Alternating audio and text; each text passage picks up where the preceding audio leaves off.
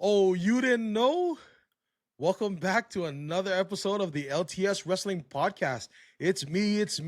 It's that NICC, and I'm joined with all the boys here today. We got Jasper, Jojo, and Yeah, Brother Jay here today. What's let's going get on, it. fellas? Let's get it, y'all. What up? What's Let's cracking, fucking man? go. Let's Fucking go. What's cracking, man? What's cracking? Really quick though. I want to say I went to Money in the Bank. I went to Worlds Collide, and I was there with JoJo and Jasper right there. And not bro, I don't want to watch no event without these two now, man. I mean, these two, their energy was it was lit, man. Hey, him too, Got a little bit. though. Hey, Stone Yeah, Man too. He was up yeah, there man. too, Got a little gin, got a little hen, mixed it all in. You know what I'm saying? We was Yeah. pre-gaming, post-gaming, all gaming, all day. Yeah. It was great, man. Hey, Hey, shout good out. times. Any Look. chata. Hey, Yeah, yeah. Henny Hey, shots us. hey, shout out all them that we ran into. The ones from Chicago that was chilling with their primos and Irvine and Miss Hilda that sat in front of us, and then the big dude in the Yeah. in the DX jersey next to Husky boy right there to his right. You know, like yeah, man. Hey, there was hey man, it was dope. Yeah. Good shit. And then Good and shit. then we had Iron Man watching with us, so he was there in spirit too. Like he was there. Like hell yeah. One day. I'll be there live one day. WrestleMania, bro. Or We're trying. Hey, wait. Survivor Series, and SD, Hey. baby. Hey, if not next month, what is it? Atlanta, Evolution. ATL. Atlanta, Evolution. All That's asking too much, bro. That's asking too much. Hey, with If these we get- WWE prices, man, with these WWE prices now, man. Hey, we're gonna talk about that. We're gonna talk about that. We'll We're talk gonna about talk that. about that. We got a lot to talk about. Nonetheless, gentlemen, it's great to see everybody here again. And it's been a minute since we've been on the pod. Nonetheless, also our viewers, thank you again for tuning in. We are very appreciative for all the subscribers and all our followers. We continue to gain more and more, and we're so grateful. We definitely met a bunch of new people out there in person, and engaging with a lot of them and letting them know we have this wonderful podcast of ours and social media. So thank you so much. But nonetheless, let's talk about wrestling, and we have a lot to talk about. Specifically, what happened the past 2 weeks, and we're just coming hot off of the Money in the Bank Worlds Collide weekend. Also, we got a little bit of Raw as well, and a lot of other news that was going around the world of wrestling. So let's kick things off real quick here. We're gonna do a quick rundown on the Worlds Collide card, which happened at the Kia Forum over the weekend here in LA. So quick results here. We had the match of Octagon Jr., Aerostar, and Mr. Iguana. This dude is a pretty popular guy, I'll say that.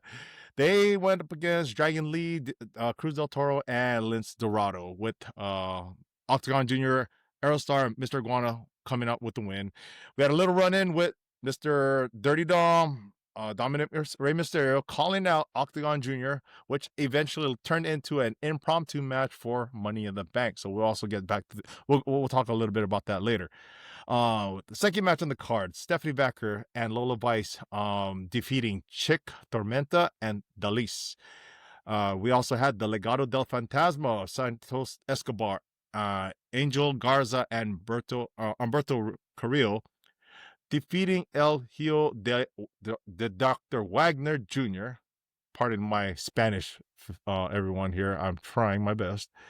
With Pagano and Psycho Clown. And then for the North American title, banger of a match, Ethan Page retaining that against Rey Fenix, Javon Evans, and Laredo Kid. And then the main event, probably one of the best matches all year, El Hijo del Vikingo defeating Chad Gable to retain the AAA Mega Championship match. So, guys, what did you guys think about this? We were there. Nick, you were there in spirit. But, hey, I would love both perspectives, for us being there and Nick watching at home. Let's go. Jasper, you want to kick it off? Oh, no, never mind. Go ahead, Jasper. Yeah, kick it off, Jasper. Oh, yeah. So, I didn't know anything about the luchadors, but now I know. I know. Hey, Iguana. I wish, hey, Dirty Dog. I wish he would have went after Iguana. I wanted to see more of him. No disrespect, though. No disrespect to who was it? Octagon Junior. Octagon No, Junior. no disrespect to Octagon, man. But everyone was a banger. Look, the ladies. Look, Hey, was it Tormenta? You guys were game enough to let Lola and Stephanie do that Oh, to you Lola. and kiss you up like that was lit. Lola's got a brand new fan, that's for sure. Yeah, Yep, for real, yep. man. Man. Hard, man. And hey, Vikingo. That was I can't lie. Him, he hit everything, dude. And Chad Gable, like, I just like how you let him set up, man. You're always game for the fans, man. Like, because when his first tumble off the rope where he just landed from back to back, he let him set up that for a little bit. Like, many highlights in that. So Vikingos and Chad Gable, dude. I respect Chad Gable, dude. He's dope. Yeah. Hey. Coming from Yeah. bro, coming from watching from home, dude. I was just like I was saying on the on our chat. It was a refreshing kind of event for me. It was a nice little break from watching standard wrestling, regardless of what kind of wrestling we usually watch. I haven't watched like a full on luchador kind of style wrestling in a while. So I mean, it was nice and refreshing. That first match was a banger. I mean, that was a tough act to follow, especially Mr. Iguana. And we know why Dominic didn't go after Mr. Iguana, bro. Mr. Iguana would have been the new Intercontinental Champion, bro. Straight up. Mr. Iguana would have been the new Intercontinental Champion. No lies detected. Straight up. And honestly, like, just the whole event itself, bro. Honestly, that was a 5-star event for me. It was great from beginning to end. There was no bad point in that event. It was just all around. Every single match it was really good. Okay, never mind. I'm gonna say 4.5. Next time, don't put Conan on commentary.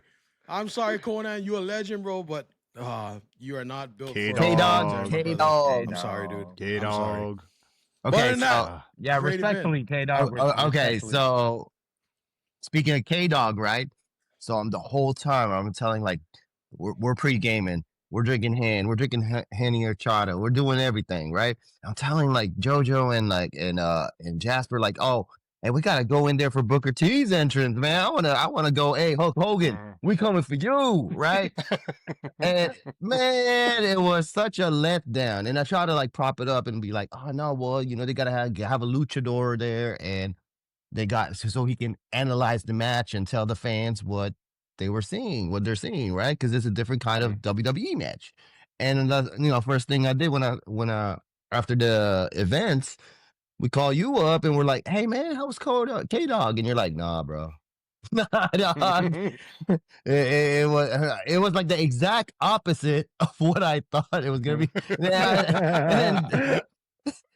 And then JoJo was like, oh, I watched it. It wasn't good. So it wasn't good, dude. Yeah, it wasn't. There's 2 people from this panel that are saying the same thing. So okay, all right. So I'm gonna get all the bad stuff out of the way. All right, and you can see the forum, home of the championship, the former home of the Los Angeles Lakers. They've won about like maybe 16 of their championships, or maybe 15. No, I'm sorry, maybe 14 or 13 of their championships in that building, right? And good Lord, it showed its age, man, because Ray Phoenix supposed to have all this pyro. He came out with a screensaver. That thing looked like a screensaver, bro. I swear, man. I was like, what the heck? But to the wrestling point, like, besides the top names, like, I know who Octagon Senior is. I don't know who Octagon Junior is, right? A lot of these guys, I did not know who they were. Man, there was not one match there I did not like. I think everybody showed out. They all had to hit their spots. It was such a good showcase for lucha, and I really hope that WWE like keeps it separate, keeps it lucha. That stuff was dope. I was telling like JoJo's like, hey, you better save your voice. You better save your voice because when Julia comes out, you need to think. So I was like, but I wanted to mark out all the time. There were so many high spots. It was refreshing. It was cool. It was definitely like something different. I would say like I became a bigger fan of Legado del Fantasma. Like I couldn't even see what they were wearing because they were wearing camouflage.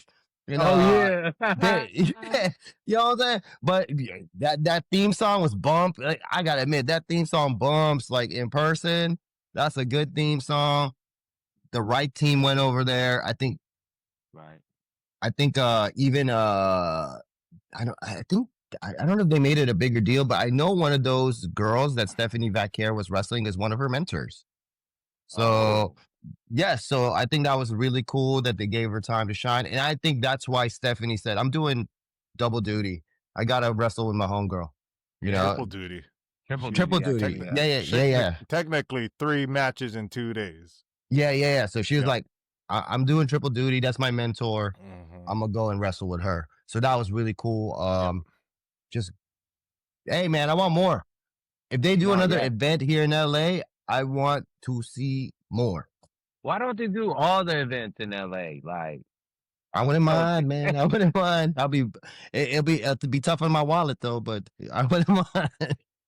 It would be tough on everybody's wallets because I would also feel like I'm FOMO every single time I'm not able to go, right? And I think when this show in particular was announced, I believe the acquisition specifically during WrestleMania weekend, and seeing that AAA was now part of the WWE, it was crazy to think of all the talent. And I'm not gonna pretend like I know anyone really outside of Vikingo, and I actually have seen Aerostar. When I actually saw Aerostar in person, I was like, wait a minute, this dude actually looks a little bit familiar. So I was a little bit familiar with his game, but it was kind of crazy to see the reaction for Mr. Iguana, because I had no idea who he was. But shout out to the homeboy that was like sitting next to me. He was kind of like chiming in a little bit, telling me like, oh, these are kind of like the top 3 popular guys right now.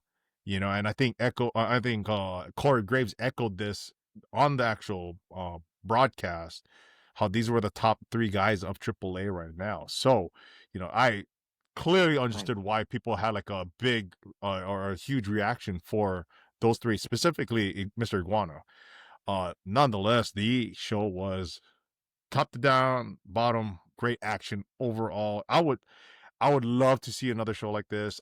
It's like, I think, like, you know what, Nick, you probably nailed it by saying it is such a refresher for us to kind of see a very different style of a show. But, and granted, anybody that watches lucha wrestling on a week-to-week basis, I could see how you can get glued to this because it does have a different vibe. But at the same time, there is such an appeal to the luchador aura of wrestling, and some of the legends spoke to it. Like Rey Mysterio opened up talking about it. I do recall Conan being one of the very first luchadors of AAA, from the very beginnings of it, and having to be on the broadcast, even though we're highly critical of his, broadcasting, play-by-play calling. He was a very big instrumental piece to AAA wrestling, for that matter. But that was just the first part of our day, guys. And granted, yes, Jay, I told you, save your voice, because when you mark out, you're going to mark out for the one and only Julia, but you might not even have enough voice to even do that by the time we get to Intuit Dome. I want to say one thing. I want to say one thing though. Javon Evans. If y'all haven't seen this guy in person, good Lord, that kid is so good. I mean, bro, he fit right in. Bro, he fit right in. Did you see like there was this drop kick he did, man? It was like the highest drop kick ever. He looked like he was like on Jordans or something, dude. Like this kid. Oh man, if he doesn't get hurt, this kid is. He made everybody's move look good. Everybody's move look good. He sold well. When he did that cutter, when he did the cutter, holy shit, he jumped so high, dude. I was like, Dude, damn. This kid is so good, man. I'm, yeah, I'm, I'm hang a big time. fan of him. Yeah, yeah, hang And time. Lola By Vice, Jordan. I got you, Lola. Lola, we love you. Yeah, we I do. want to Also, say hey. even like a special shout out to Ethan Page because I thought he would have stuck out like a sore thumb, being Yeah. surrounded by all of those like luchador talent, but he carried his own, and granted he did retain it, but I thought he did well as well. You know, he did mesh with the four of them, you know, and granted the other two, you know, Ray Phoenix and Laredo Kid, man, they showed out. It was again fun match. It was such a fun match. I couldn't say there was anything that was bored. Can the panel agree? This is like the first time we're like we don't really have a complaint about any of the matches. Except No. for commentary. Yeah, I mean, commentary was the worst part. The match Dude. itself and the screensaver pyro. Yeah, Oh yeah, it's- the entrance. Yeah, The lack of fireworks. no Yeah, fireworks. That was like, and that was like such a remedial computer type of screensaver too. No. It was like it was like an Apple, like the old school square box Apple type of screensaver. But hey, you know what? It was good times though. That was like it was a great way to kind of start the Saturday off. And then clearly right after that, we were walking over to the Intuit Dome, and that's clearly where Money in the Bank was. So a quick rundown on the show. We opened up with the women's Money in the Bank match. The participants, Naomi, Rhea Ripley, Stephanie Vacker, Alexa Bliss, Roxanne Perez, and Julia. With Naomi winning. And then we had the impromptu Intercontinental Championship match between Dominic Mysterio against Octagon Jr., which clearly happened because of that little run-in that Dominic Mysterio had with Octagon Jr. from Worlds Collide, but he retained. We had the women's intercontinental matchup between Becky Lynch and Lyra Valkyria, and this being the third time that they faced each other. This time a different outcome with Becky Lynch actually becoming the new Intercontinental Women's Champion. Then we had the men's Money in the Bank matchup between Seth Rollins, LA Knight, Penta, Solo Sikoa, El Grande Americano, and Andrade. So this one, probably, I want to say this is probably the match of the night for me specifically, but the winner of this was Seth Rollins. We'll kind of go into more details about that later. And then the main event with the tag team of Cody Rhodes and Jey Uso versus John Cena and Logan Paul, with Cody Rhodes and Jey Uso coming on top with a little surprise in that matchup, which we'll obviously discuss here as well. So, gentlemen, Money in the Bank, LA, Intuit Dome. Thoughts on this one?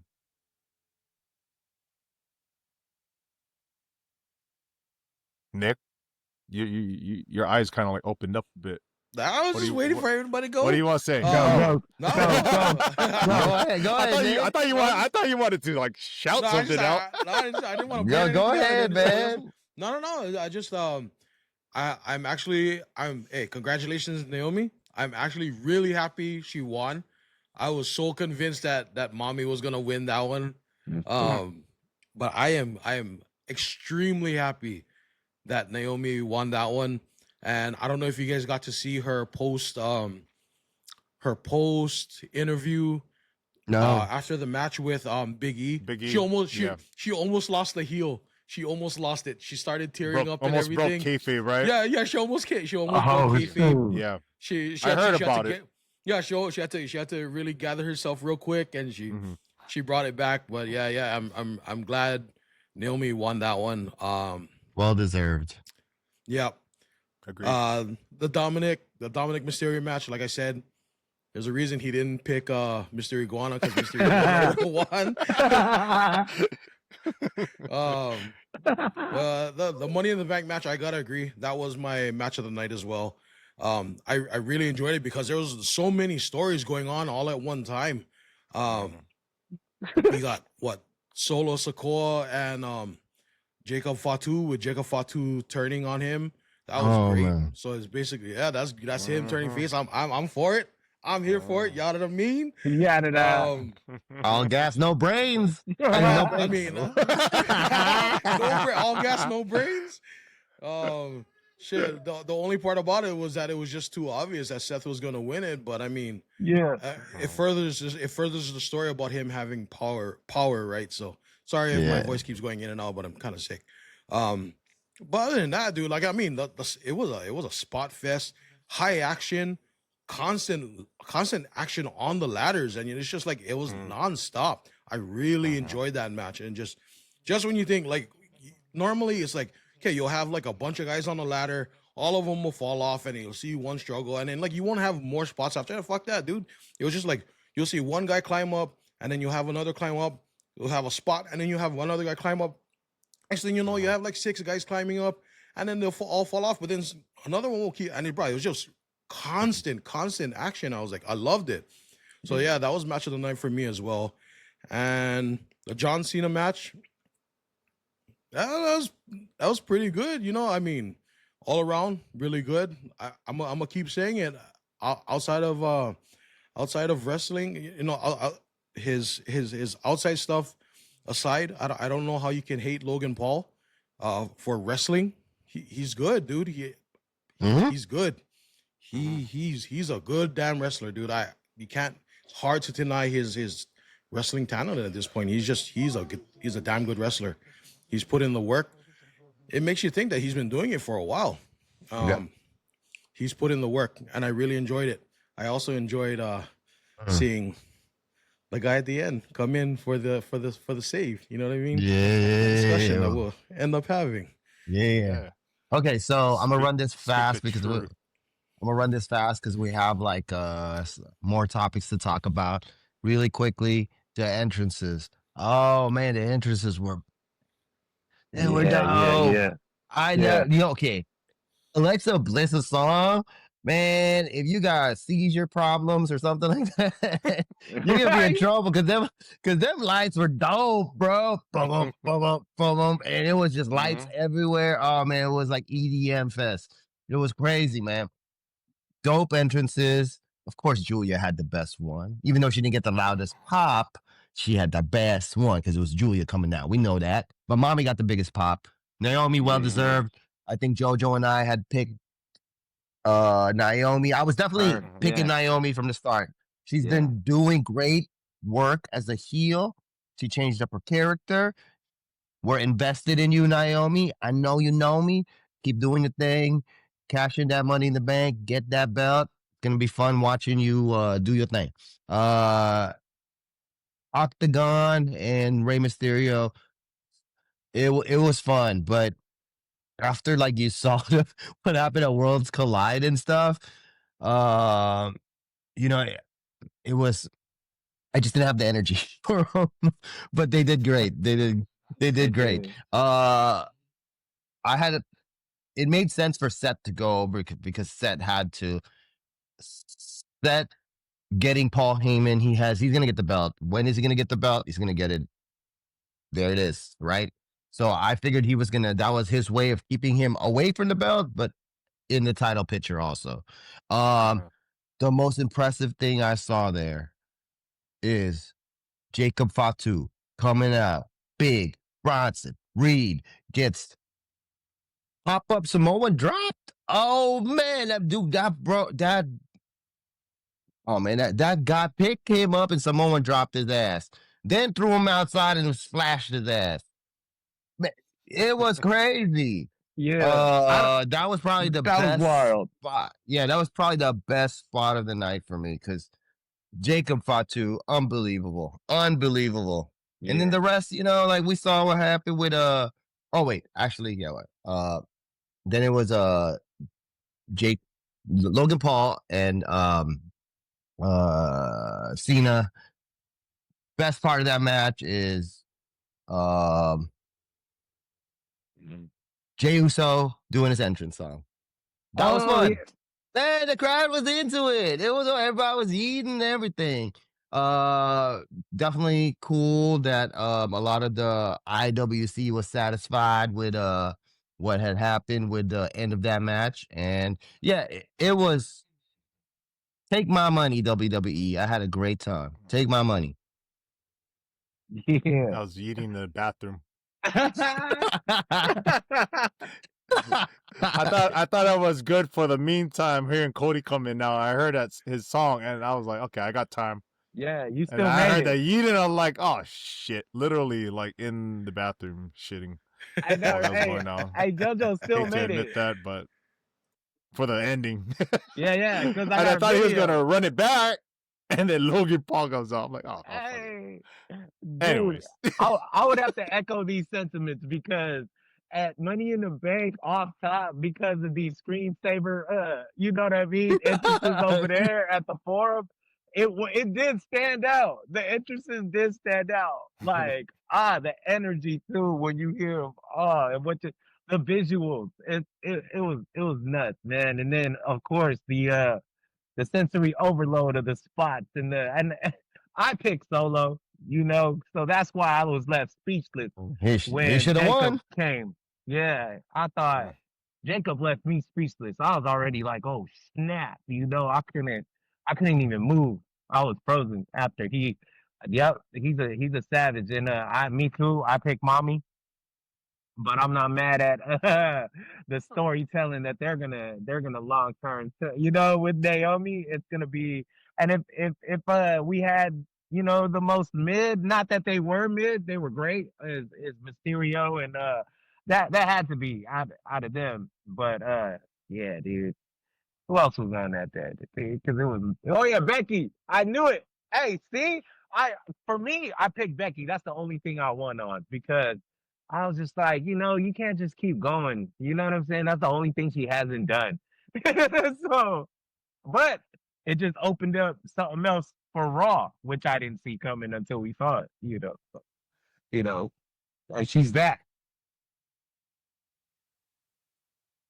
yeah, I think I'll say this because this is my first Money in the Bank match, or I should say, PLE, and I think everything outside of like a war games is the only. This was like the only other gimmick match I've never witnessed live. I see I've war seen games. ladder matches, but Money in the Bank is different, right? Like we just kind of didn't know if somebody was gonna have a cash in, which in the past, like some of the actual Money in the Bank winners on the same day of, right, would cash in their actual suitcase. So we don't know if that was gonna happen. I'll say the part of it though it's cool is just because now that the women's and the men's have their own respective Money in the Bank matchups, it does allow us to kind of see it more than once in the same PLE. The matches itself are gosh, they had the who's who, right? I think specifically for the women's, I would say had like a lot of top tier talent. Not to say that the men's was any less, but I feel like we had some of the upper echelon female main eventers in that mix, and with some of the hot ones that kind of just got called up to the roster, specifically Julia and Stephanie. So them making their actual debut in a Money in the Bank match also Roxanne. really made it. Oh yeah, my apologies. Yes, Roxanne. Can't forget that name. So those three specifically, and then we got Alexa, Naomi, and Rhea as like the top, like some of the top veterans in the game right now. So I personally thought they actually had a really stacked match. And then on the men's side, obviously, the the how should I say this? Like this the insertion of Rollins group where Braun and Bronson came out, and then we also had Jacob and JC also show up, kind of insert themselves into the match at some point. That I don't know if you guys remember. I kind of marked out just because like man, we didn't expect them to come out, Yeah. but the way they did was truly impactful. Mm-hmm. We clearly saw the turn. I think we've talked about this specific, turn a few episodes back, with Solo and Jacob. I didn't expect it to at that actual event, but at the same time, the way it went down was like, yeah, it makes sense. It makes sense that they're going to do it now. Um, I'll even say this: Solo my gosh, dude's a character. I think Mhm. we are seeing a wide range of who he's become. Clearly he was the enforcer in the OG bloodline, but then 2.0 bloodline, he was kind of like, obviously assuming the leadership role. Now he's kind of, gone a little comedic, but still, I would say, it's entertaining. It's definitely put him in the kind of almost main event-esque, tier. But at the end of the day, I thought that match was clearly my favorite for those multiple reasons. And I'm not mad at Seth winning it. I think like I can't disagree. I share the same sentiment. It makes the most sense. Mhm. In terms of storyline wise, he's a top heel. I think having a top heel having a suitcase or specifically the money back suitcase makes more sense than a actual baby face. Yeah. And of course, it also depends on who's actually the world champion too, right? Or the undisputed champion for that matter. But yeah, like this result, I was actually rooting for LA Knight, but I also felt like it Yeah. was not. If Seth won, it still made sense to me. That's how I looked at it. So the other part of the like the evening, and I know we're kind of like refraining on talking on that one piece of the main event, but yeah, that moment where we clearly saw a run in, somebody interfered. Lo and behold, the fans kept chanting. Who did we get? Good old R-Truth, aka Ron Killings, right? So that was probably another big pop. He had a big pop of the night. Clearly a big instrumental role into the main event, putting Cody Rhodes and Jey Uso over. So great way to cap off the PLE, I would say. And leading into the next night, we had Monday Night Raw. Mhm. A lot of things happening there. It kind of opened up with the whole CM Punk, John Cena promo, which they're clearly going to be competing against each other for the undisputed title at Night of Champions. So the other part of it where there was I think AJ Styles and Chad Gable went at it. So AJ coming up on that one. Queen of the Ring started, right? We had like one of the first matches here, Roxanne Perez defeating Rhea Ripley, Liv Morgan, and Kairi Sane. I kind of like this approach too. I'll chime in a little bit more on that piece. With the new structure for the Queen of the Ring, King of the Ring. Mhm. And then Becky Lynch cut a promo, and then we got the good old return of the GOAT, Bailey. Let's So I go. was pretty happy about that part. One of the Yeah. great 4-way great One of right the there. greats. And then we had that impromptu promo here with R-Truth. So clearly said his 2 cents, and pretty much everybody gave him a great reception. Kind of shocking seeing him cut his hair live. I was like taken aback. I was like, whoa, shoot, I did not see that coming, but I totally get it. Like it was kind of like the whole piece of it coming together was a great segment of Raw. And then we had the men's King of the Ring qualifier match between Sami Zayn, Braun Breaker, Penta, and Dominic Mysterio. So this was like a nice, fun match also, with Sami Zayn actually coming out on top of that. And then we had the return of Nikki Bella, shooting a little promo with a little interjection of Liv Morgan coming in, actually dropping the Oblivion on her. Yeah. And then the main event, Gunther versus Jey Uso, which I don't know if everybody felt the same way, but clearly a shocker. Turn of events here. Gunther defeating and dethroning Jey Uso for the World Heavyweight Championship. Hey So, Jojo, guys, yes, Jojo, sir. what is it? 4 letters, one word. Loss. Loss. That's what Well, let's happened talk there. about it, right? Damn. Let's talk about it. We still What yeeted would it would on you? me. Nah, no, we still Yeeted on we me. still ripping. Still yeeted on me. Don't rain on my parade. Still He's still yeeted. He's still yeeted. Still yeeting. But the is because he hurting over there, you know?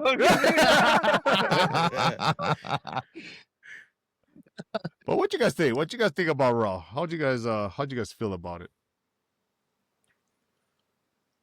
Oh, I liked it. I liked it. I like that they kicked it off with John Cena, man, because this guy's hilarious, man. He's like, you know, because he's gonna come and attack and do his thing. You think you have a voice in this WWE? Hey, because it's true. Because hey, look, I love how it was told because they don't know. While we were at the events, right, and they were chanting our truth, the panel here would be like, "Hey, but they not here though. Okay, so stop it." we were, right? And then he He's like, happens he's to not pop up, here. which He ain't here. he popped up, but did he really pop up? No, you didn't get our truth. You got Mr. Ron Killings. That's who you got. Because even Ron, when he was cutting his promo, was saying, yeah, our truth, he could be comedic all the time. But me, I'm me, and you're going to know me. And I think that's what John probably was trying to tell him on the back. Like, hey, you know what? We're just going to cut all that, dude. You're going to come back.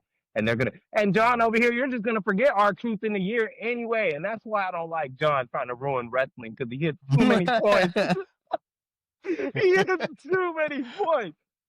I don't like. But then my whole favorite night, though, out of the whole thing, it was a good event all night, right? Liv Morgan, I love her, man. I love her. Nikki, you did that on purpose, Nikki. You left her out on purpose. I'm happy she came out there to remind you who is who right now. You are a Hall of Famer. Great. Historic. Great. 301. That's great. But Liv freaking Morgan, man. That was my favorite part of the night, to be honest, man. Yeah. Yeah. See you in Tough one to Saudi, follow. CM.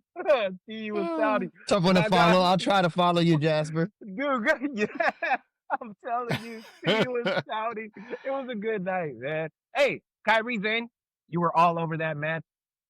And Yeah. Roxanne, a way to pick up because she had moments in her ladder match with Rhea. The reversal, what was that? The reversal into the ladder. And moonsault, the into moonsault. Yeah, into the moonsault. So Roxanne, that was great too.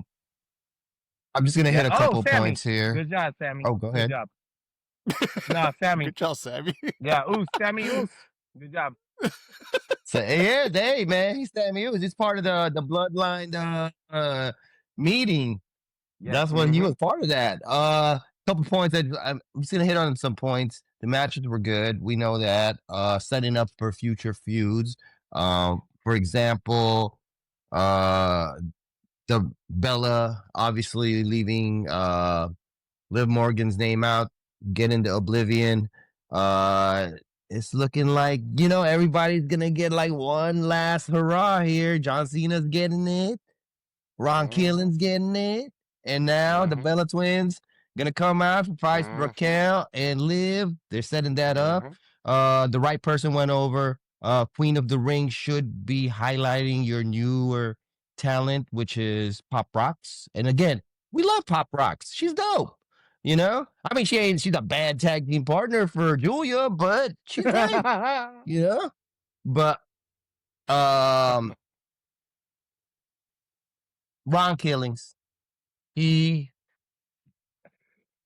really like he's catapulted himself to the main event scene. With that promo, he's in the main event scene, no doubt. No doubt. I don't think you can follow up that promo. And WWE, don't mess this up. I know you're watching. I know you watch this.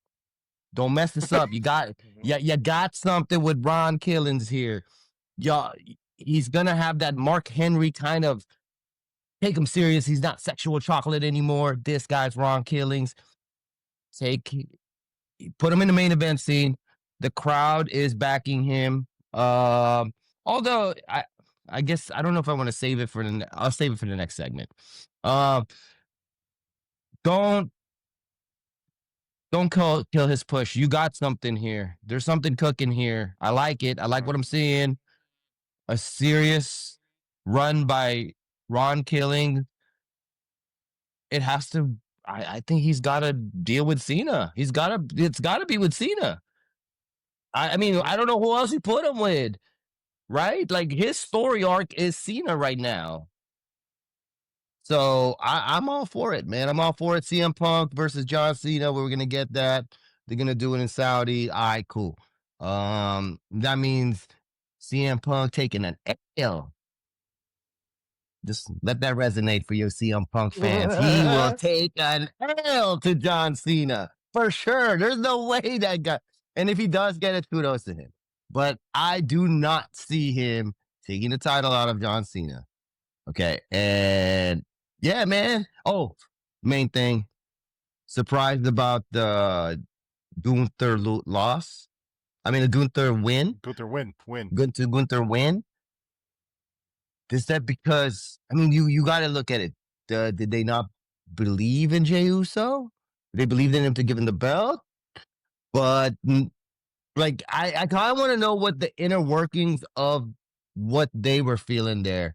If he, if ratings were low or whatever it is, and it makes sense. It's weird because he only had the belt for like 50 something days. He didn't even get a chance to really defend it.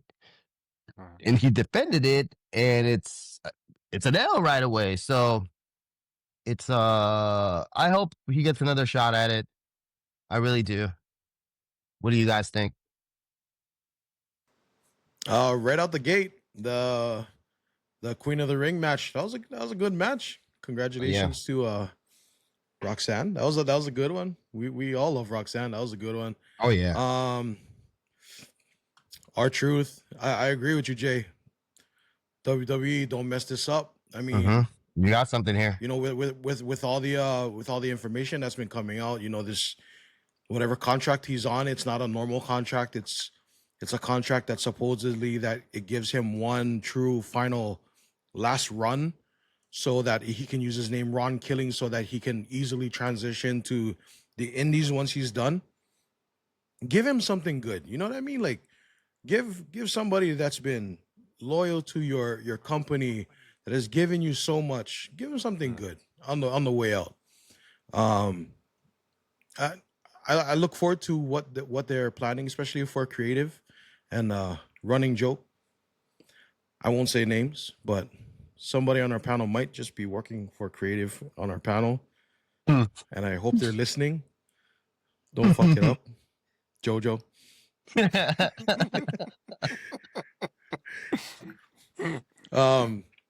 But yeah, and yeah, you know what, the CM Punk versus Cena came a little bit sooner than I anticipated. I had said it before in a previous podcast that I was hoping that CM Punk was gonna be the one to dethrone John Cena. Nope. No, I know, Jay. I know, and I know Jojo has his theory, but I was really hoping that CM Punk was the one that's gonna dethrone him, but it doesn't look like it, which is fine. But you know what I mean, and they're playing the story exactly how I thought they were gonna play it, with CM Punk throwing the whole flashback to, you know, how CM Punk, he's the company man. Well, now he's the company man and all this other good stuff. That's what I'm calling him. Yeah. And just, you know, I just hope this plays out really good. And Jay losing the title. Yeah. You know what? Hey, I mean, as much as I love the Yeet Man, Gunther's my boy too, bro. I love Gunther, so I was kind of happy with it. But I also did wonder why they did give it back to Gunther so fast.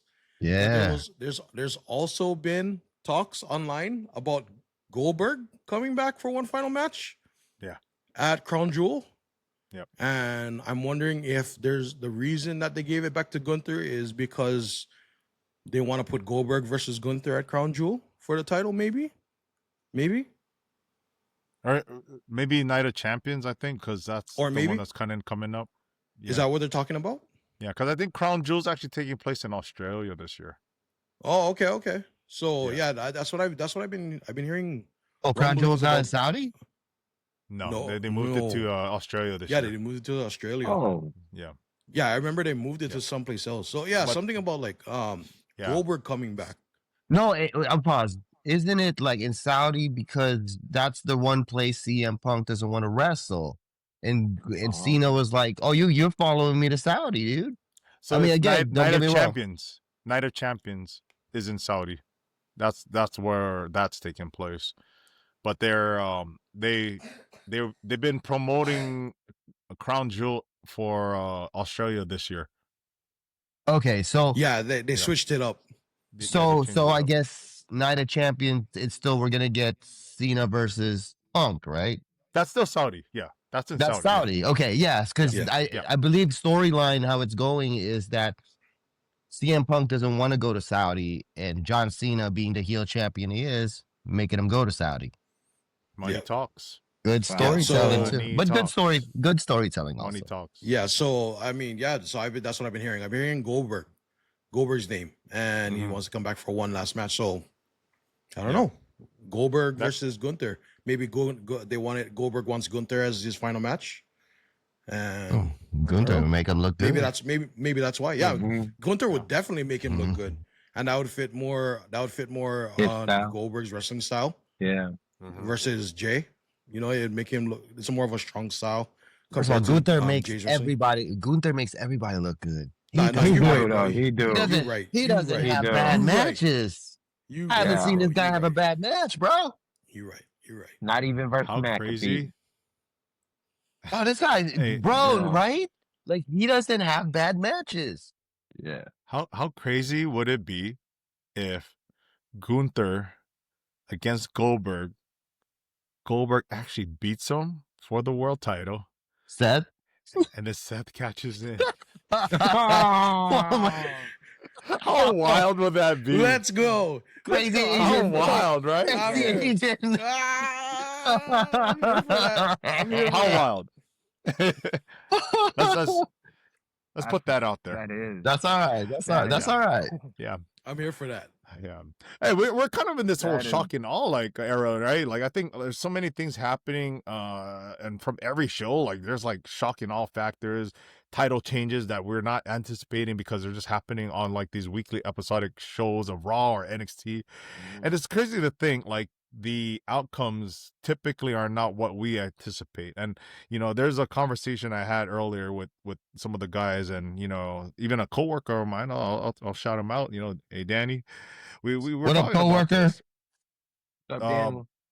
Sometimes when this happens, it reminds me of how good it feels to be just a fan. And being a fan back in the day when you specifically did not have any social media or any leaks or dirt sheets, any rumors being thrown around left and right, you just had to watch the show just to actually understand or know what was going to go or what was going to go down. And I think when you see stuff like this happen, clearly things out of left field, I'm for it. Yeah, I enjoy it as a fan, So seeing some of the things that happened, specifically with this past Raw, and primarily the main event, gosh, it's like, wow, I did not see that coming, but I wasn't disappointed. As much as I also love the Yeet Man, I love the Yeet movement and all that good stuff. Yeah. Very fun to do. Yeah. Hey, it It made is. sense. It made is. sense. Like it's hard to argue that. And yeah, like I think like what you were saying, Nick, like some of the rationale as far as Gunther winning the title back. Yeah, like there's been also talks of, Goldberg's next or his actual retirement match, right? So this might not actually happen at either Night of Champions or Crown Jewel. This might actually happen at that Saturday night main event. Oh, where yeah. it's happening in Atlanta. Right. So if this is the retirement match that we've been hearing about, he's going to face Gunther. It should be happening at Saturday night main event. And hey, who knows if that's the outcome where he dethrones Gunther, we get a cash in by Seth. But isn't Goldberg Would it be bad? from Atlanta? Yes. Yeah, and right. what Yeah. a perfect, Yeah. bro! What a perfect that's- way to Wow. Yeah. to But cash in, right? if What you a go heel with- move. Yeah. but if you for go real. with how Spoil WWE my books, if you go with how WWE books hometown wrestlers, Goldberg taking an L. Yeah, for Randy real. Orton, L. Yeah. Bailey, Yeah. L. Nikki You know what I'm saying? Bella, L. L, men, L. Like Well, right anybody. there. Yeah. That's perfect. Goldberg Right. can take the win and the And L, the L. bro. You The get a double. That too? overall L. Oh that- yeah, that'd oh be you're the- right. Right. That'd be Yeah. the bro. That'd be the and that'd be the Crazy most seamless way to Asian. do it. Make Mhm. him take the biggest L ever in your hometown, lose the title, Yeah. Yeah. and that's exactly. the biggest heel I move wonder, you can why, ever I wonder do. why they always have the hometown people take the L.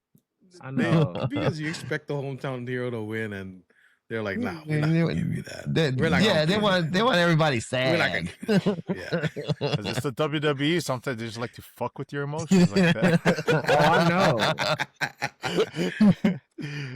Hey, and you know, on the other part of it too, right? I think that same weekend where Women's Evolution is taking place is also in Atlanta. So, you know, the talks of Nikki Bella coming back, this makes sense to me. Clearly, it's leading to the tag team match between her Yeah. and her sister versus Raquel Rodriguez and Liv Morgan. Now, I kind of thought about this too, though. I don't know what like the situation is with Brie. It's more than likely going to be her, and they're probably going to lead in with the surprise with her returning. But hypothetically, I also thought about it. Like, what if it doesn't end up being Brie? Who could they actually have in her place? I actually thought about it. Natalie. Fish. Paige. I think Paige would be a Good another Lord. option. Hey. So it's like there's different possibilities here because I don't want to like assume like, you know, the different possibilities are already set in stone, but Or what about I know AJ? there's Hmm? who AJ. knows? What about AJ Like, as a Who surprise who partner? knows? Like there's so many different things that are happening, right? And at this point, I kind of want to like be a little bit open minded to the idea, like it may not necessarily be what we expect it to be because of the build up for this specific PLE all women's. They definitely have Nikki, which is she's a Hall of Famer, a legend, you know, coming back for this, but I'm sure they're gonna have their fair share of surprises here also. So we'll see. We'll see what happens. You know, it could be a fun swerve for that matter.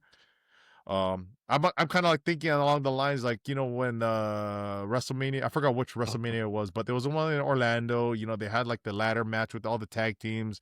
I believe it was like Cesaro, Sheamus, and then, you know, the Enzo Hardy big Boys. cast Enzo, and then we all thought, you know, it felt like New Day was going to insert themselves, right? And then all of a Mhm. sudden, Hardy Boys music comes on, so it Hardy might be that kind of Boys. swerve. I don't know, right? But let's see what happens. So that's kind of like the rundown on the Raw episode. So at the end of the day, like, dude, there was something that we also wanted to kind of chime in on, right? R-Truth. So because he returned at Money in the Bank, there was a lot of chatter happening. Was this a work? Was it not? So I know that we have a few thoughts on this, and I kind of wanted to open the floor here because we had kind of like a little teaser in our group chat about this situation. Who wants to take the lead on this one? Yeah, I'll start. Oh, I'm looking at you, Jay. I'm looking at you, Jay. Yeah. I can't I love see it. you. I don't really. Let's It fucking doesn't go. even. It Hold doesn't on, look hold like on, you're go. looking at me. Hold on, because let of me- the Let's fucking go. Hold on, let me put my box next to yours, bro. Hold on, 1 second. Let me put my box next to yours. You can move me to the side if you want. Put you in the middle. I'm just spectating. I'm just spectating. No, Yeah, okay. me and cousin will get our popcorn real quick. No, okay, That's- okay. So this Go. is how I looked at it Promo from time. Promo time. this is from my perspective, right? So when I saw Truth come back, I was looking at it from a fan perspective. I wanted to believe. I really wanted to believe because we're in an era of WWE pulling one over on us all the time. Like, I mean, pulling swerves on us left and right. Yeah. Like they have like a habit of pulling stuff out of left field that they just pulled another swerve on us. And then they had just pulled the next biggest swerve on us. I wanted to believe that they had pulled like the biggest swerve that they had pulled in the longest time. So when R-Truth came back, I was like, holy fuck. They pulled the biggest one yet. over everybody. And I mean everybody. Everybody in the back, all the fans. I mean, they did everybody. We got Guys in the match. Yes, Yeah. everybody. And then, and then Triple H goes into the post conference. Somebody asked him, I don't know if you heard all the chatter online. Everybody's saying they want R-Truth, and he goes, and he jokingly says, no, I didn't hear any of it. Laughs it off, and then he goes, no, seriously, what's up? And he goes, well, and then the guy goes, well, if you haven't heard about it, what you think about it? He goes, well, did you like the show? And then the guy goes, yeah, I love the show. He goes, well, it's all part of the show. And in my head, I'm like, okay, well, he probably worked us then. So that's when I was talking to Jojo about it.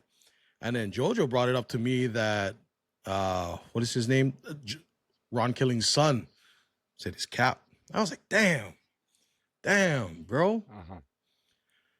You know what? This is one of those things where it's like, listen.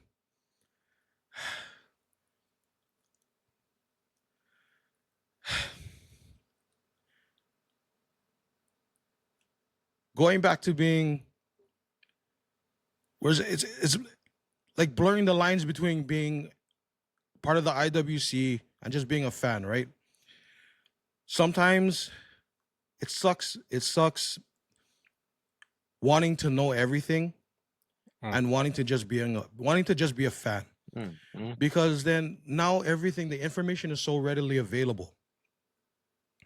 And because it's so readily available, and because we're so, especially like for us, we're so entrenched in wrestling, right? This is something that we're so entrenched in. And it's not something that we've just been a part of recently. This is something that we've grown up in, right? This is something that all of us have watched since we were kids. So we know the history of what wrestling is.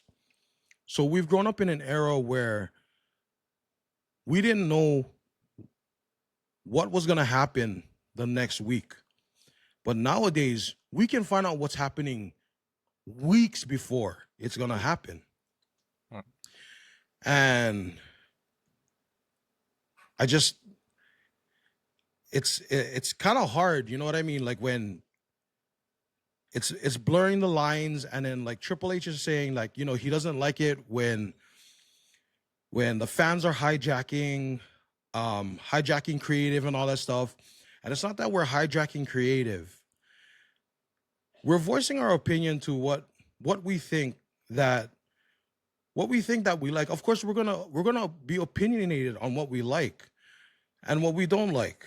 And there's certain things we're gonna like, certain things we're not gonna like, and we're gonna have opinions on the product. And R-Truth was one of those things. It's like, dude, I understand that you don't.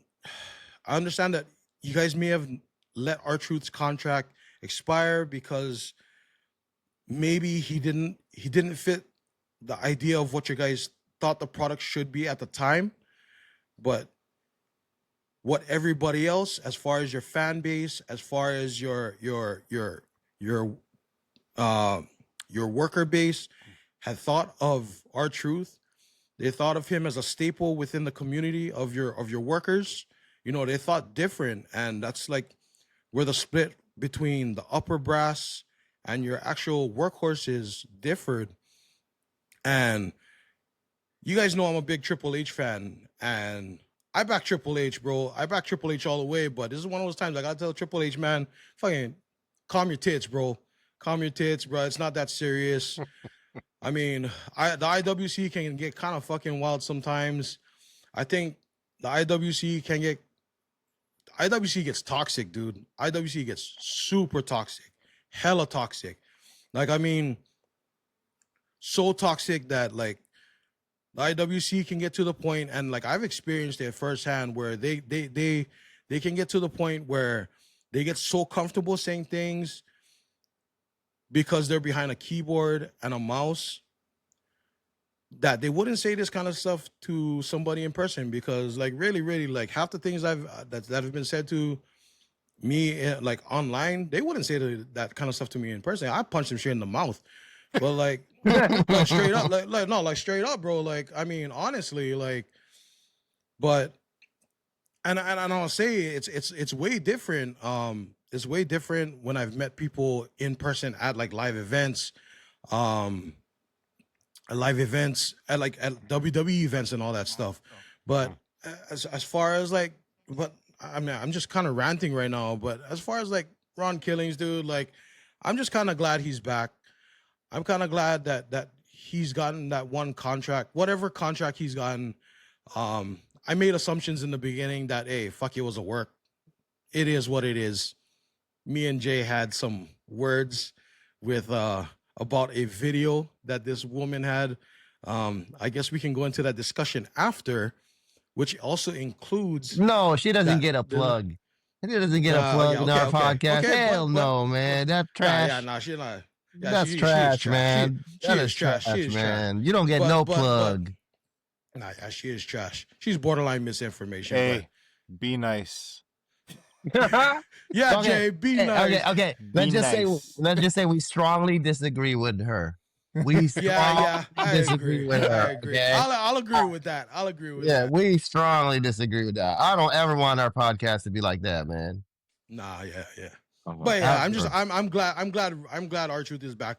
But I made some assumptions in the beginning. I thought it was a work, but you know what I mean? Like, it's one of those things, man. Like, you can't. It's hard to trust whatever they say on TV nowadays. It's whether it's a work, or if they're lying to us. It's hard to tell what they're doing nowadays. So before Jay goes into his piece, was it a work or was it not a work for you? Nah, it wasn't a work. It wasn't a work. I thought it was. Okay. I thought it was in the beginning, but it's not. Okay. Jay? Cap. Well, JoJo got a big one. Cap. JoJo got a big cap. Big cap. Okay.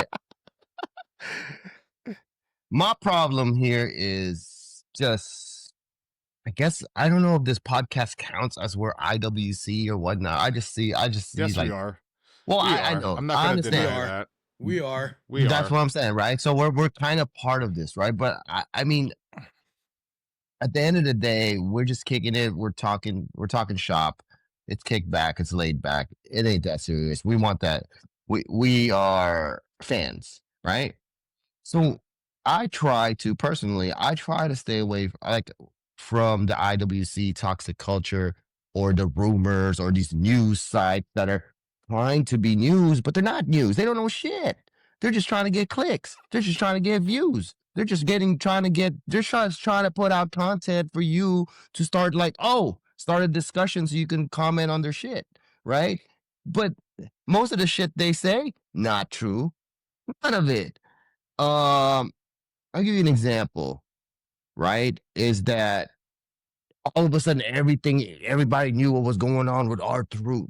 Everybody knew this. His contract was thick. All of a sudden they know. The only people who know what's going on with that contract is one, R-Truth, the top level executives, and the people that WWE says, hey, throw some misinformation there. Because they're smart. They use the internet. They use social media to put out some misinformation there, to go and sell something. Because look what's happening. We're talking about it, right? So whether Ron Killing's response is a work or it's real, hey man, I'm all out for the ride. It's making his character good. So he should ride that train. Work it. If it's a work, dope job. If it's a shoot, dope job. Like, it's still, we're talking about him.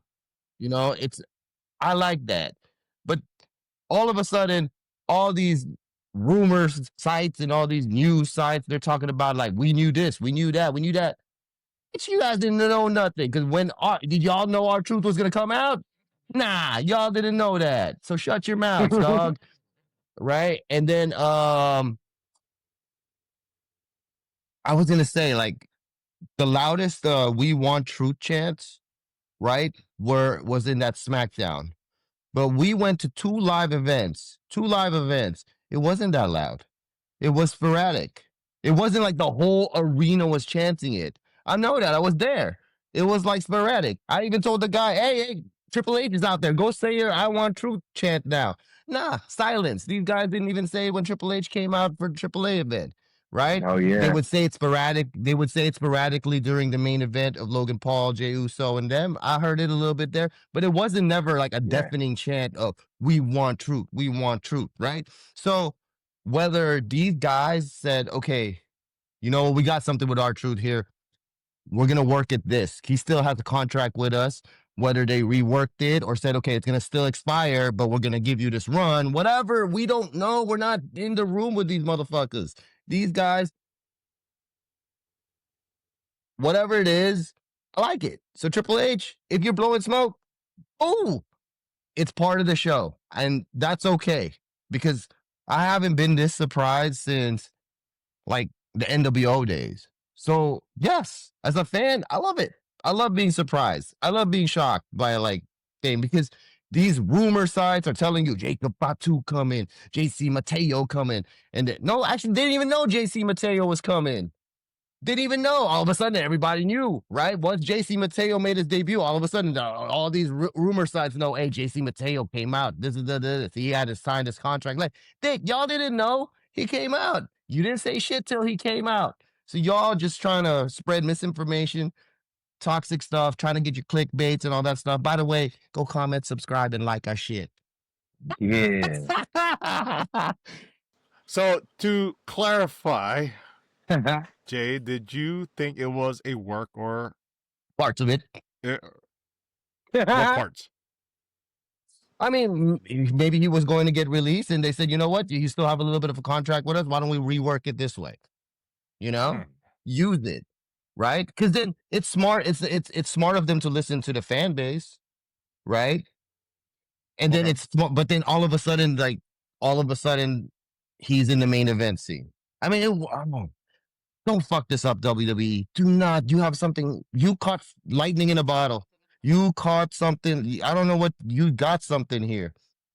People are tuning in. People are interested. And even if it's a work or shoot, whatever Ron Killings is saying on Twitter or X, you want to call it X, it's working. People are talking about it. Well, he did confirm it. He did confirm that it wasn't a work. Again, is that On a his work own. or a shoot? Again, is that a work or a shoot? He's got a character now. So I don't know. Like, you know, So you're really set on the fact that it was a work. That's what it sounds like. we can no one know. No one can 100% know this. No, but no, it's just a matter of what your I'm just perspective saying, is. my perspective is clear. If Ron Killing, if this is a work, it's good. If it's a shoot, it's good because I can't tell you 100% know that Ron Killing tweeting that stuff is a work or a shoot. But it's great because it gets people talking like we're doing about it. Right? But because and I get what you're saying. Can you 100% know that's cap or it's real? You don't. There's no one can say that. I'm gonna go off of what the actual wrestler said, which in this case are truth, right? Ron Killings, whatever we want to call him. So the only things I'm gonna go off of at this point is the fact that his son called cap on Triple H's comment about it being part of the show, and then that one other tweet that Ron Killings had was saying that it was not a work. Those are the two things I'm going off of. I'm not going off of any dirt sheets or whatnot. So, but are you 100% sure that's a cap or not? See, then it's just me calling them a liar. Then you know what I mean. That's what I'm saying. So if I'm going to go off of again the specific individual that got the contract and they're saying that this was not a work, then okay, it is what it is, right? And yes, we're gonna think otherwise if we're gonna think, oh, maybe he's still on it and maybe he's still in character. I don't know. Well, it is what it is. Everybody's gonna have their own perspective on this. But yeah, I'm gonna what if I'm gonna clearly say it wasn't a work based on the fact that he said it. Ron Killings said that it wasn't a work. But what if that's what I'm saying? But what if on his contract it said he has to say that? So, this is the funny part. I was kind of having a conversation about this, but then now this is kind of me going down this rabbit hole, right? Yeah, Like, am I yeah, overanalyzing this part? might Probably. be. So I'm thinking, okay, maybe the whole R-Truth thing did actually happen. Maybe his contract ended as R-Truth because, look, we got merchandise. We got him coming out saying his name now, his real name, Ron Killings. What if the new contract specifically was made for that? Because at the end of the day, they're not lying. R-Truth probably did get released. His contract did not get extended. Yeah. But he has a new contract. It's Ron Killings. Yeah. So there's no lie about that piece. Mhm. If that's how we're gonna look at it. But at the end of the day, I'm gonna only go off of what that specific individual is saying. So, no dirt sheets, none of that stuff involved with this, with me kind of like putting my 2 cents on this part. So Just taking it at face value. I'm taking this as face value because, I'm not going to say that I'm behind the scenes, even though people want to claim that. I know shit. I really don't. And at the same time, I don't want to, call people a liar when they're the actual person that's signing on the dotted line. Whether or not they're going to be in character, okay, fine, so be it. I think this doesn't have to get overblown. Yeah. I know that the IWC has been very vocal about it, and I know there's 2 oppositions as to how we're looking at it. Clearly, we just kind of discussed a little bit from Nick and Jay. At the same time, I also want to say, very similar to what Jay's saying, who gives a shit? He's fucking back, right? Yeah. I think that's the main point. Yeah. You get what? Yeah. We have him back. Yeah. We Don't got blow him this. back. Don't blow this. You Don't were blow vocal. You get what you want. Upload it. Yeah. You were heard. Like Yeah. let's move on. Let's move Yeah. forward. Let's just Let's enjoy be him. happy. Let's Enjoy get it, right? Yeah. I think that's the main point here, and we get too fixated on the analytic part, which I was trying to refrain from, Yeah. But sometimes I get put into this position, that I'm not gonna put it on anybody but myself here. But at times, yes, I will look at it that way, and that's what makes me part of the IWC, for that matter. Let's just say that. At the end of the day, I'm gonna kind of let this one go and just be like, you know what, he's back. That's all that matters. We should be happy about it. Yeah. Point blank, right? What about you, Jasper? Oh no, You're same. quiet over there. No, bro. Yeah, Jasper. Yeah. You My- kind of quiet there, homie. My sentiments are the same. Like they were chanting He's for. like, fuck this. I want R-Truth back. No, Why'd he cut the braids off? I want the braids, R-Truth. No, That was powerful, though, man. That was powerful. He seems more serious, so I'm happy to see if he's Oh, yeah. what he is. Yeah, this is Like, definitely a more serious version. Yeah, Mhm. so I haven't seen him this way in a sense. So I'm excited to see him as much as you guys too. Like if it was a work or if it wasn't, hey, the chance was answered. But you didn't get R-Truth. Let's just say that you guys don't get R-Truth back. You get Ron Killings, and like he said, they got something here because we haven't seen this dude this serious or this less forgiving. I want to see him. I want to see him. Not See since what he- TNA. Not since TNA, right? TNA, Yeah. NWA, Ron Yeah. Killings. Yeah. They got wanna see something here, that. man. Ron the Truth Killings. The truth. That's the version we're getting now. And we might yeah. see like what I hope to see is like a Mark Henry kind of run where he Mark Henry had to drop Sexual Chocolate to be not a comedic person anymore. The Hall of Pain, huh? Hall of Pain, Mark Henry. Yeah, he had to drop that gimmick, right? To be taken I love serious. Hall of Pain, Mark Like Henry. to be his. Right. So Ron Killings, R-Truth, whatever y'all want to call him, he put himself. He's talk of the town now, and that's what you want. We loving it. We got our popcorn ready. Hell yeah. Which is an interesting thing because a lot of this, narrative kind of like played into, like, oh, who kind of like pulled the strings here, right? There's a lot of rumors, as it is, that Triple H was the one that decided to cut R-Truth. At the same time, Nick Khan was kind of the one that brought him back. as far as what's been talked about. So the interesting part now is also kind of like what's happening behind the scenes, right? And I think there's a lot of the narrative right now with The Rock and Triple H kind of like having some friction, and whether there's truth to this or not. Let's talk about this one, right? Because it's interesting to see the dynamic of when The Rock came back, but part of the board. There's been kind of like mixed reactions in terms of him and his involvement with a lot of the cards, and specifically the main event cards happening at like WrestleMania, and a lot of these changes. Well, we also know Triple H being kind of the head of creative, right? Is there real tension between these guys? I don't think Do so. we actually see some of this happening based on the product? And really, who's in charge here? Jay, you were kind of saying you don't think so. I don't think so, because we saw last WrestleMania, Rock tried to insert himself and Roman Reigns in the main event, and he read the room.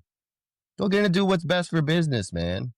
At the end of the day, the Cody Crybabies, I miss out on my Rock versus Roman, and the Cody Crybabies got what they wanted, right? And it was well deserved by Cody. No knock on Cody, by the way, when I say Wait, that you kind of talking stuff. about 40 or this last one though? The one in the one where he won Philly. where he won the belt.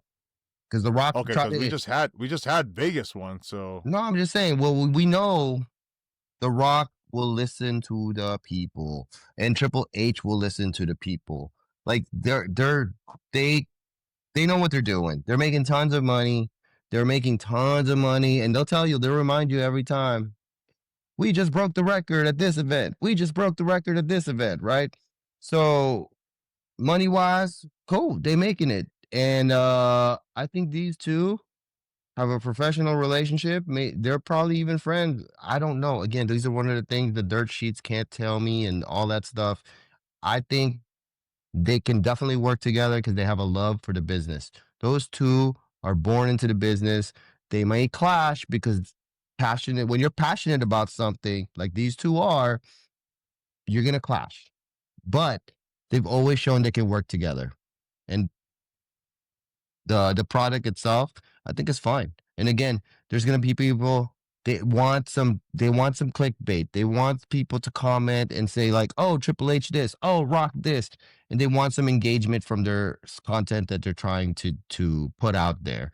And I won't fall into that because at the end of the day, they're still working together. Till there's like a Shams Charamia or like a Woj there, or who's the guy from Hassan from ESPN, like kind of like guy that drops bombs and it's all Yeah, breaking truthful. news. Yeah. Yeah. Then okay, fine, I can think, but there's nobody in that because this is kind of like we're kind of playing into their hands. They want us talking about them. They want us like engaging in debate about them. That's cool. But if Rock and Triple H don't get along and I get a good product, I'm cool with that also. it's kind of interesting. Sorry, Cuzzo, what are you saying? It's similar to the topic before this one. Like, Yeah. as long as as long as it's a win, like we love the Triple H, we love the Rock. Like, as long as it keeps us interested, because whoever's hands it falls into, hopefully it just don't go for the worst where it stops. Like, it stops the fun or it stops the interest, if anything. Like, so. Well, it's interesting because Jay, you kind of speak on WrestleMania 40, where, yeah, the Cody Crybabies got their, they got their match, right? We all kind of anticipated the Rock and Roman, but the most recent Mania, there was clearly a lot of mixed reactions for the outcome of the Cena and Cody match, where Travis Scott was inserted here, but no Rock. So anything on that piece, because that was kind of like where I was alluding to. Well, when it comes to that, I don't know the Rock schedule if he can do that. I mean, the guy, like he said, like sometimes like with the Rock, he pulls the curtain, he closes the curtain, It's like whatever he wants to do. That's when you're in charge, right? You do whatever the f you want, right? So like he's telling us, here, I'm pulling the curtain. This is my schedule, guys. I can't really do this, da da da. So the final boss character can come in and out and all that stuff. And then sometimes he'll close the curtain and we have whatever, I want your soul, Cody Rhodes kind of stuff, right? Like again, it's he's in and out of roles. Like you don't know like which role. He's not in character all the time, is what I'm saying. Like Final Boss is a character for him, right? And then CEO Rock is like the business person. And he goes in and out of character and he'll reveal his roles and he won't. I think he talks a little bit too much. He's a little bit too, what I mean by that is I think he reveals a little bit too much. I prefer he was like Triple H, where like he's telling you, like, did you enjoy the show? All right, then. I would love for The Rock to give those kind of answers, but he's kind of like pulling the curtain because he just doesn't give a fuck. Not he doesn't give a fuck. He's just like, he's the boss in and out of the wrestling ring, right? No, I think you're kind of on point with the whole he don't give a fuck. I really don't think he does give a fuck. And I'll say this too, No, because I mean he does give a fuck about the business. That's not a lie. the business, He's definitely the invested in business, this. yes, but I think his current involvement, it's been kind of inconsistent. And this is where I'll say, like, But he to did a say certain he degree, did say that. I will. I'll see. This is the interesting thing, right? Because I think the chatter of The Rock's involvement in some of these major storylines don't make sense, and I will speak on both sides of it because I get how some people look at it as, why did you have yourself involved heavily with the whole Cody Cena thing, especially with the whole heel turn? That made sense. I get it, but with no involvement at Mania, with kind of the build towards it and not being there, that was kind of a letdown. I get that part. But I will always go back to tell myself, like, look, The Rock did say he's 20 steps ahead. Yeah. I see him playing more of the long game here. And because of Elimination Chamber and WrestleMania happening so close to each other, and I see this whole thing dragging out even further, because again, kind of ties into my theory of how his role is going to be a big part of that 3, 2, 1 countdown thing, right? He keeps doing that whole gesture. He only left us at 2. Right. That 2 was this. We never got the 1 yet. And I feel like the 1 is coming when Cena's run ends. And that's just kind of like where I'm leading to with this whole piece. But kind of like tying it back to the whole Triple H part of it, right? Clearly 2 big egos, and I look at it also from a perspective of, look, Triple H, head of creative, Rock is part of the board. Clearly there's going to be some power tension here. At the same time, big wrestling geniuses, I would say, obviously part of the industry, they know a lot. They know what they're doing. I'm not going to like say they don't. I think that gets a little bit misconstrued. We get a little carried away with like, oh, they don't know what the hell they're doing. No, I don't think we should speak on that piece, right? Nonetheless, the whole Triple H thing with The Rock, I when I say this loosely because it's there's the narrative also of TKO wanting to kind of like move Triple H out of his position, right? And I'm gonna say TKO clearly has a big influence with The Rock, so kind of like that's where the division is right there. Is there really some friction? I don't know. I'm gonna honestly say I don't know. I'm not behind the scenes as many claim I am. I don't. But at the end of the day, the whole thing here is when you got a business, you don't have to like each other, right? If you can work with each other, great. That's all that matters. You can make money, great. That's all that matters. You can create a good product. You can satisfy the vast majority. Hey, you're fine. You're good in my book. I don't care. I don't care if you guys don't like each other or not. But yeah, it is kind of a narrative that gets a little it gets too carried away and going into like this whole, they don't know what the hell they're doing. At the same time, they don't like each other, one stepping on each other's toes. Yeah, I think that's kind of like nonsense at this point. But I don't know. Nick, Jojo, Jasper, Jojo, chime in on this piece. Jojo, really fast, is that they don't have to like each other. Shaq and Kobe did not get along for 3 championships. 3 of them. They still won championships. These two can be professional at least, and they don't need to get along, but they can win some championships. Yeah, no, But I think as long as you're professional yeah, and yeah, you can yeah. look at the best interest of the company before yourself, you're good. Yeah, and, You're and fine. we I don't agree. see no Rock tweeting like, we hate you, Triple H, and Triple H saying, I hate you, Rock. Like, they're good. Like, professionally. Like, it's cool. Mhm. Absolutely. Nick, Jasper. I will tell you that where I work at is exactly like working at WWE. It's a dick measuring contest all the way to the top. Mm. And the top guys are exactly like Triple H and The Rock. And if they ever see this, they may just That's put what me I'm in the saying. office Hey, for hey, this. hey, stop. They may Hey, just don't put get me in the office for this. don't get canceled, cuz. Don't get canceled, cuz. They may just put me in the office for this. But Nick's going hey, LTS full time. Let's bro. go. That means you're going to Mania. No. It's a hey, Nah, Jojo, hey, it's a gotta work. nah. It's a work. It's a work. My chief is cool though. Nah, What's my a chief, work my chief, these days? I don't know. my chief is cool though. Nah, my chief is cool. My chief is cool. But He's your Java chief. Hey. Nah. My chief is cool. He knows. We talk a lot of shit though. But hey, where I work, dude, it's almost exactly the same kind of environment. It's a dick measuring contest, dude. Everybody, nobody. It's not. Nobody's really friends over there. We Yeah. get along to do the job. Yeah. Yeah, we were friends. Yeah, we get along. We get along to do Keep the job. HR happy. Keep HR happy. Yeah, I mean, some of us, yeah, exactly.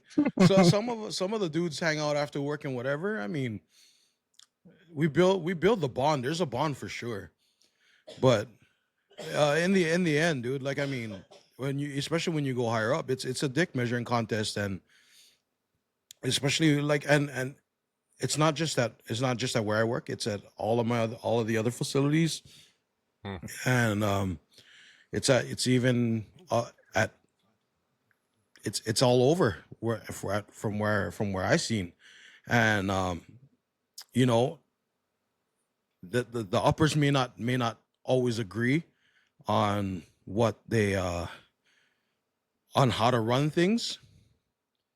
They may not agree with each other, but shit, they work together to get shit done, and you know what? Our shit runs tight. You know what I mean? Our ship is tight, and everything runs pretty good.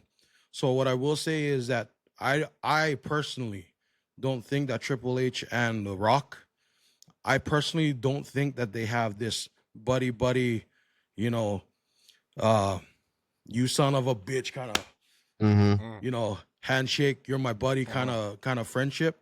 But I do think that they have a mutual understanding that, you know, we've been in the business long enough, you know, we can work together. We're not best friends, but we can make shit happen. And the prime example is that WrestleMania where The Rock went in, tried to get his Roman versus Rock. We still want that. And you know what, Jay, I'm not gonna say I don't want it, because I do want it. I do want the Roman versus Rock. I just think that wasn't the time. Okay. I just Now think it's that wasn't time. the time. Now it's time. I you know what? And the clock is working against The Rock, so I do think it's coming close to the time. Yeah. So I do want The Rock versus Roman, and especially because we're looking at Roman leaving soon, right? Yeah. Especially because he's becoming a part-timer, and the clock's working against The Rock. So, dude, you know what I mean?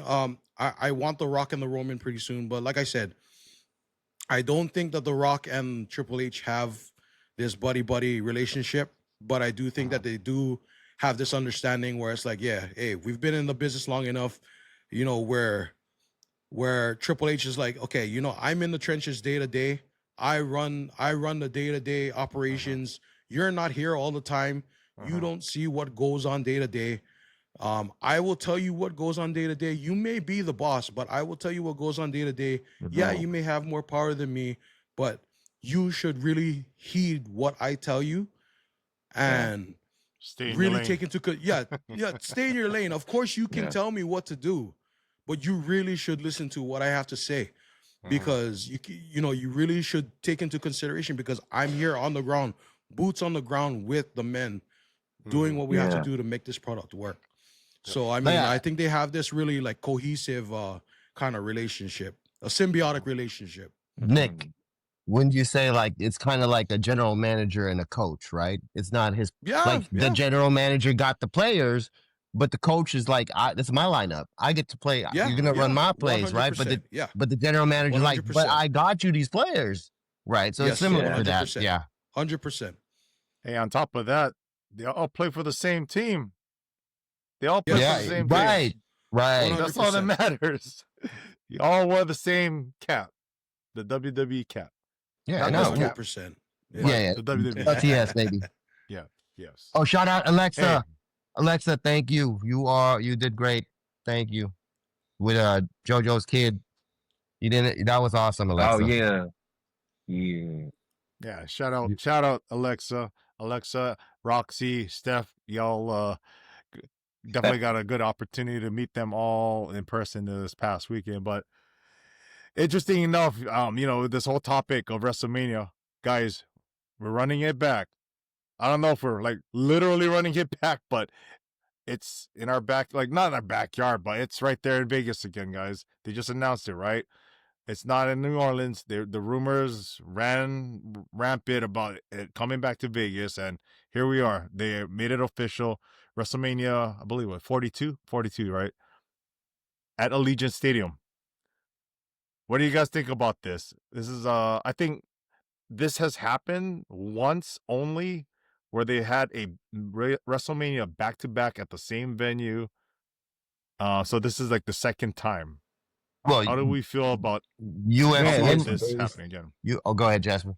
No, they must have had a great showing, or like it must have been a good event enough to just run it back and easily accessible, and the people must have had a great time, and the production must have had a even better time putting it on for them. So they might want to just redo that. I would say UFC is home base is Vegas, right? So they have all their crew there. They have all the thing, and they were profitable. Plus, we know Vegas. I don't want to get into politics or anything, but we'll just say Vegas is hurting for tourists, and they're kind of like, hey, we had a good showing. WWE, please come back. We'll give you some money. Bring your peoples again. And UFC's like, cool. This is like home court for me. This is like my backyard. I'm okay running it back here. And like Jasper said, it must have been very profitable for them. And convenience, profitable, all that kind of stuff. And they must have liked the kind of the price thing. The pricing that people were paying for it, because people paid it. Jojo, you were there. Oh, you're right. Was it live? Right. Was it live? Hey, is it because it's Vegas? It's like maybe was it like a good time? Was the crowd into it? Is it a good time in Vegas? Yeah, I can't say I've ever been a bad event being in person. Right. But maybe there was a lot more. I got my 2 cents on this later. Yeah, I'll let you finish. Maybe there's a lot of things that happened after the events that helped Vegas with bringing in a lot of tourists, bringing a lot of money to the casinos, people spending. I mean, they're not making these moves because it's not for money, right, Jasper? Like you said, they must have been very profitable. Yeah. So they must have made a ton of money, and they said, run it back. We're gonna make more money than we are in New Orleans. Sorry, New Orleans, no diss. And the city, like you said, was probably like, "Hey, man, you guys we'll host you again." It was good. The city probably gave them some. They probably gave them some sort of. They probably gave again. I don't know, right? I'm only speculating, so please, this is not like Mhm. truth or nothing.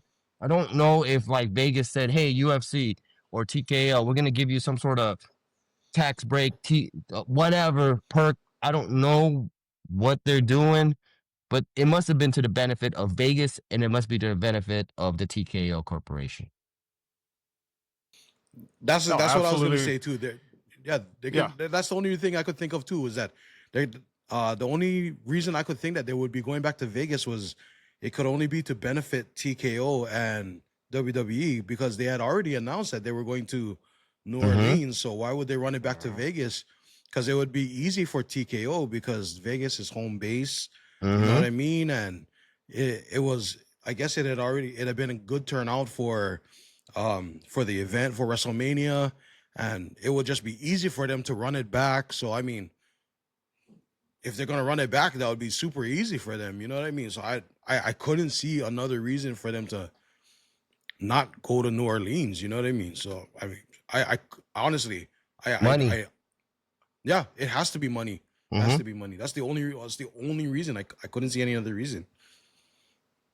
See, I feel indifferent about the whole situation. Clearly, the one big benefit is I live in California. Vegas is right there. It's very close. I can make the trip. Mm-hmm. I'm good with that, right? Yeah. Now, the show itself, I'm gonna say honestly, Allegiant, great venue for a Mania. I like the way it was kind of constructed, the way they had things happening, all that good stuff. No arguments about that. My big gripe was kind of like the the way it was kind of announced, specifically when they announced Mania going to New Orleans.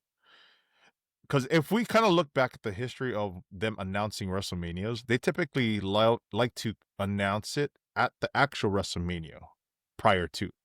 So, like, I guess, like, for example, like me being in Santa Clara, my very first WrestleMania, I remember them announcing it at that actual event that it was going to be in, I believe it was Dallas at the Cowboy Stadium following year, right? Now, as time kind of passed, they had announced the New Orleans WrestleMania, if I'm not mistaken, was it either before or after Elimination Chamber? The Rock announced it, so it was in a Yeah, Raw. The Yeah, Rock he announced announced that. it, right? I Yeah, think, but yeah. it wasn't at Mania, right? It wasn't at Mania. No, it wasn't. And it's cool. It's like, okay, cool, whatever. You guys want to announce it earlier? Hey, by all means, whatever, right? So it kind of got like a nice pop or whatever you want to call it, like good for New Orleans. Everybody's looking forward to this one. They've hosted past Manias. That's great, whatever. All of a sudden, they kind of pull a fast one and they switch it up. Oh, it's not going to be in New Orleans anymore. It's going to be somewhere else. Like there were like rumors like, oh, it might go to Canada. It might go to London. It's going to be somewhere else, not New Orleans, after they already announced it.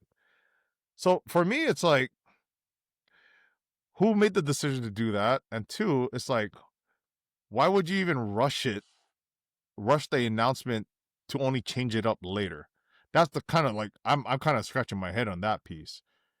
And granted, whatever, have it where the hell you want, but it just seemed a little immature to kind of like shout it out, say you're gonna be here, and then all of a sudden change it, because what does it really do at the end of the day? Like, how does it really benefit the company? Because it's not like they actually tried to sell tickets and kind of looked at it like, oh, ticket sales are kind of weak right now, so maybe we should switch it up. Like, it's not like they haven't done that before. They've done that with the Money in the Bank PLE when it was supposed to be at Allegiant, and they ended up switching it up to T-Mobile because ticket sales were weak. But it was already announced, right? And they kind of already pushed it where they were trying to sell tickets. Not the case here. So what I'm trying to get at is, whoever made the decision And again, this might kind of tie back into the whole Rock integration, right? Because he was kind of at the forefront announcing it to the crowd that this was supposed to be at New Orleans, and then all of a sudden it's now at Vegas. It's just confusing to me as to like how it went down. So you're blaming That's The Rock? kind of like where I'm at. Are you blaming The Rock? He was part of it. He was part of it. He announced it. And So we he- know that, but going he back to wa- what you're saying, right? But he He wanted pulls the curtains. Supposedly he wanted New pulls the Orleans, curtains right? to go and what's that? Well, I'm just saying, I again, The Rock is part of the board. He's not the full board, right? There's other members of that. So it was a full collaborative, whatever management or whatever team they have there said, no, we're going to do it in Vegas paying more. We don't know. We're not into that. Rock was just always, Right. Rock is just like, hey, go Rock. You're a popular figure. Go in and announce it. We don't know if it like he really wanted it there or he wanted it in Vegas. We don't know these kind of things. But what I know. we can I understand assume that. what we can assume is they pulled it because Vegas pays more. I wouldn't be And surprised I if get it. Saudi Arabia get it. like said, hey, nah, man, we saw Saudi Arabia bought up. I mean, I don't want to get political. We've seen World Cups that are not supposed to happen because they've been bought. Right? So money talks. No, and I totally get that part. I understand that. It just does not seem very. It's kind of out of character for a big company like WWE, where they have a good way of scheduling their events and picking venues for that matter, and WrestleMania being such a big deal that they would announce something and kind of retract it in the midst of just announcing it. To me, it doesn't make any sense. So whoever made the call, if it was The Rock, if it was other TKO board members, whatever it was, to me, it was just kind of a big miss. I don't understand the point of it. If anything, they make the decision, announce it far ahead and not so preemptively where it's going to like all of a sudden change your mind to be like, oh, you know what? Maybe it's a better idea that we run it back here. It just didn't make any sense to me. So maybe they At the end take of the day- maybe they take a hit of PR. So they get a PR hit. But if that the next Vegas WrestleMania is profitable, they'll be like, cool, we're good. It will be, and it will be because They're good. the reality of it is that they've continued to put so many things around it as well. And I think that's like the fun part of a WrestleMania weekend, right? It's not just WrestleMania. You got all the other shows like your Raw, your SmackDowns, your NXTs, and then a lot of the smaller promotions like the indies also kind of surrounding themselves around the WrestleMania. And then you have also the fanfare of events. And then this past WrestleMania specifically, you had like superstars showing up at like nightclubs, and you also had like Tony Hinchcliffe with like his roast of WrestleMania. There are so many different new things that they added to the whole WrestleMania weekend that was never a thing in the past, that they clearly are capitalizing. And hey, kudos to them. I'm not mad at it, but I just think if you're gonna be putting stuff like this out there, hey, kind of pump the brakes here and make it more certain, because it just looks so off from or out of character, I should say. Because I've never really seen WWE kind of act this way or make decisions like this the way they did with this situation. It just got people scratching their heads. Right. Well, I see. if WWE is putting where their money is, where their mouth is, I'm okay with that, because guess what?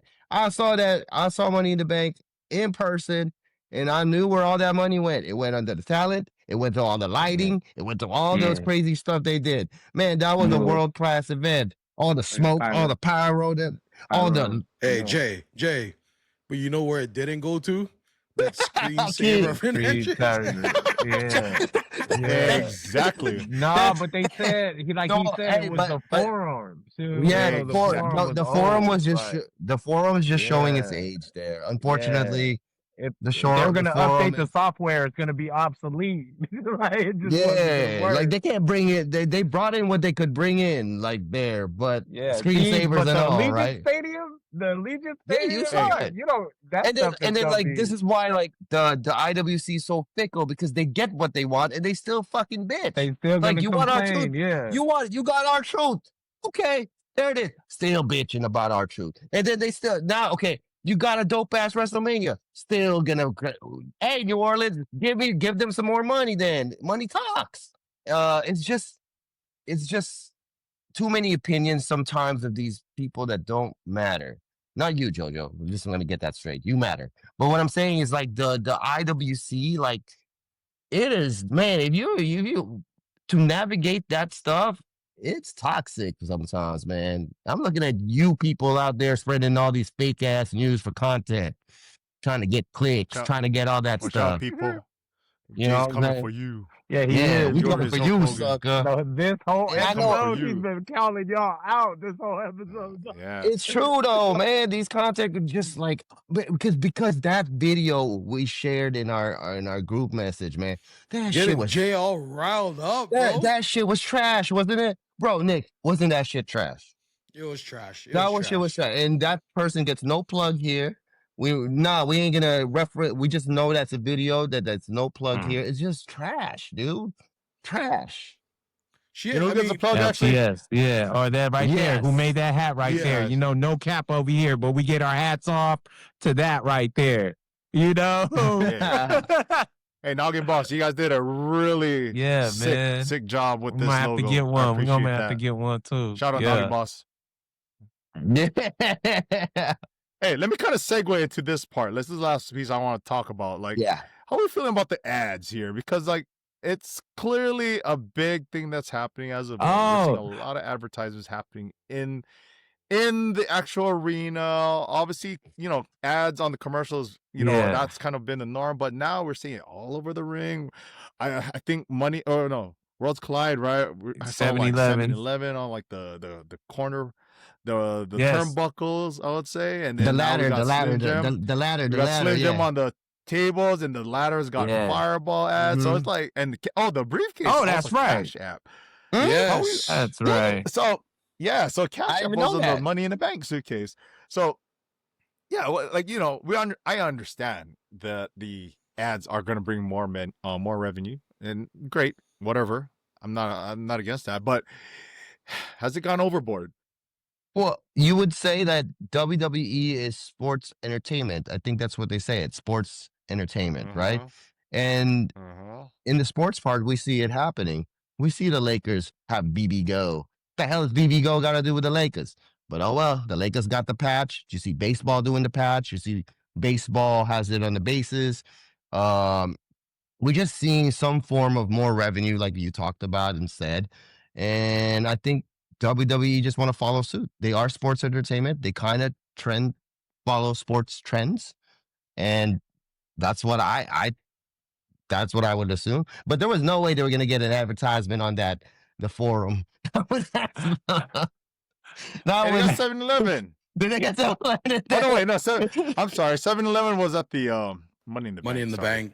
Yeah, Yeah. it was Money in the Good Bank. Lord, the forum was. Yeah, hey, people, if you didn't know, the forum before all this thing was a church. Wow, let's go. They were Fun fact. they were holding Wow. masses there, man, when they didn't have no tenants. The forum's just shown Wow, its age, man. Hey, maybe it's another way to also pay the wrestlers, you know, because then I did notice when they were doing the ladder match, the ones that were pulling out the fireball ladder match, like there was like 3-4 times. So I was just counting, like maybe that person got a bonus for doing it, for setting it up and using it. A couple of them touched it twice, so it might be another way for them to use it. And then like if they slam somebody's back off the 7-Eleven top row, maybe they buckle, they might be, maybe I hope it's that too, because that would be cool. But like WNBA, right? It's oversaturated with the logos all over with the sponsors on the jerseys. If you were to sell it, take the sponsors off. Like if you're gonna still sell the toy rings, I hope it's not on there. Just let it say WWE or something instead of 7-Eleven on the turnbuckle and stuff like that. Like, keep it off of the merch, if anything, like the toys, because I don't like it when the WNBA sells the jerseys and you still see, you see Nike or whatever. But yeah, I love Nike. So, but are we now headed down that path, right? Because now you're talking about the sponsors on the jerseys. Are we actually headed down that path? Like, we're gonna actually see wrestling gear now with sponsorships. Yeah, why That's not? what I'm worried about, dude. That's what I'm worried about. See, like, that's what Jasper, and that's a good point too. Like, I was noticing that during the match as well. Like, there were certain guys like pulling out the ladders, right? That specific ladder. I was like, oh, well, I wonder if they're using that ladder, if they're using that specific ladder, if they're getting a bonus off of that or whatever, or if they're using that more often because so they could get more sponsorships or whatever.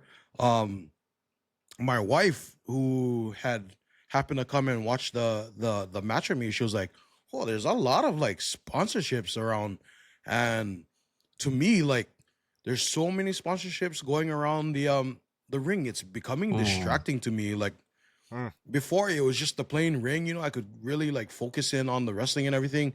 Now it's like so like blown up, you know what I mean? Like, so many sponsorships. It's really, honestly, to me, it's kind of distracting.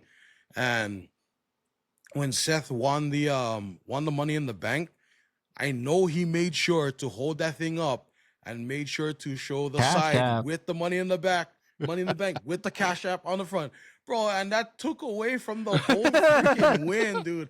I'll be honest, like, I saw Cash App on the front, I was like, that's some bullshit, dude. Like, what why do you I was like, I understand Cash App, why Cash you did App that. bonus. Cash App, I if you're gonna understand why you did sponsor, that. we love you, Cash App. Sponsor the Yeah. show. He don't Yeah, I mean was like, he don't mean I that. was like, We will put all sorts of banners on I the don't show. use Cash I'll App. start so using it. I don't You use Cash sponsor App, the so I show, was like, we I gonna start understand why you using did it. I that. promise you. Yeah. Yeah. You sponsor the show, you can Yeah. put whatever ad you want on here, Cash Yeah, App. yeah. You can put whatever. Yeah, you can put whatever ad.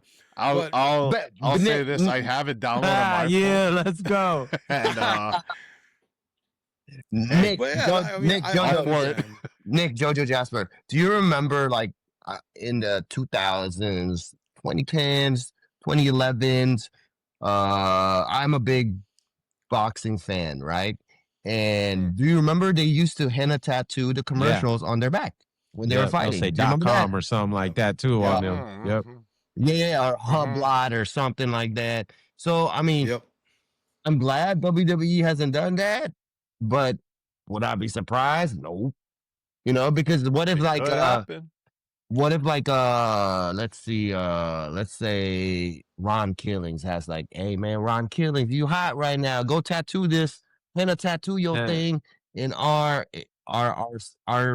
commercial on your back while you're wrestling. You got Slim Right Jim there. sleeve Yes. tattooed on. All I'm saying, bro, is hey, Hey, like Jasper said, bro, keep the sponsorships off of the merchandise, bro. Like the T-shirts and stuff. Keep it off of the T-shirts. Like, I can't see wearing a tribal chief T-shirt with like Slim Yes, Jim please on the don't do side that. and You can do it with Nike. It has 7-Eleven. If it has a Nike sign on there, Can you imagine? I'm a chief. I'm cool with that. Can you imagine an OTC T-shirt with a 7-Eleven logo right on the top? I'm popping that, bro. I'm dude. popping that, bro. Hey, OTC, but you got like Hawaiian Airlines right here. I'm popping that. I'm popping that. Bro, Jim Ross, you know you would buy He it. said- bro. You would. Hey, if they ever drop that that'd be Roman funny. Reigns, if they ever drop them Roman Reigns Jordans, come on, man, I'm popping that that, was one of bro. Yeah. No, that's different. That's different. OTC Jordans. Those are OTC nice, Jordans. I yeah. definitely would. I would get those. Yeah, man. And by the way, sponsors, potential sponsors, we would put it all over, man. Don't be worried. We would. Everybody we'll shout got a you out. price. Yeah, don't worry. We got you. Everybody got a price, bro. Selling I changed out my easily. tune. I'll change my tune real quick. Yeah, I know. We're like, we would never sell out. Hey, it's my. Hey, that's why I can't be mad at CM Punk, man. Like, man, money talks. Money, money, money, money, money. Hey, he's chosen by the people. Yeah. And he chose money. Yeah. Cha-ching. Yeah. Hey, good shit, fellas. That was a fun episode. But nonetheless, everybody, thank Yeah. you again for joining us. It was great having you guys. And again, please continue to tune in, subscribe, like, follow us on our social media platforms. Gentlemen, it was great having you guys on the show today. Again, we love you guys. out. We out.